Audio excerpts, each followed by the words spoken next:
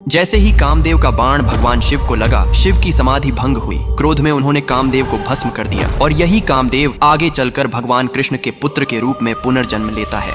एक समय तारकासुर नामक अत्यंत शक्तिशाली दैत्य देवताओं पर अत्याचार कर रहा था, जिसे वरदान था कि केवल भगवान शिव का पुत्र ही उसका वध कर सकता है। लेकिन उस समय भगवान शिव गहन तपस्या और समाधि में लीन थे, संसार से पूर्णतः विरक्त। देवताओं ने समझा कि जब तक शिव पार्वती का मिलन नहीं होगा तब तक शिव पुत्र का जन्म भी असंभव है। तब देवताओं ने कामदेव से प्रार्थना की कि वे भगवान शिव की तपस्या भंग करें। देवताओं के आग्रह पर कामदेव ने भारी जोखिम जानते हुए भी लोक कल्याण के लिए शिव की तपस्या भंग करने का निश्चय किया। वे रति और वसंत के साथ कैलाश पहुंचे और पुष्प बाण से शिव के हृदय में प्रेम जगाने का प्रयास किया। जैसे ही कामदेव का बाण भगवान शिव को लगा, शिव की समाधि भंग हो गई। शिव अत्यंत क्रोधित हो उठे और उन्होंने अपनी तीसरी आंख खोल दी। उस आंख से निकली अग्नि की ज्वाला में कामदेव उसी क्षण भस्म हो गए। इस घटना को कामदहन कहा जाता है। अपने पति के भस्म होने से रति अत्यंत दुखी हो गई। उन्होंने भगवान शिव से करुणा भरी प्रार्थना की। रति की सच्ची भक्ति से प्रसन्न होकर शिव ने वरदान दिया कि कामदेव शरीरहीन रूप में जीवित रहेंगे। इसी कारण उन्हें अनंग कहा गया, अर्थात बिना शरीर वाला। इसके बाद शिव और पार्वती के मिलन से पुत्र कार्तिकेय का जन्म हुआ, जिन्होंने आगे चलकर तारकासुर का वध किया। उसी समय भागवत पुराण जैसे ग्रंथों में कहा जाता है कि पार्वती ने यह भी बताया कि कामदेव अगले जन्म में भगवान कृष्ण और रुक्मिणी के पुत्र प्रद्युम्न के रूप में जन्म लेंगे और रति को फिर से उनके साथ मिलन होगा।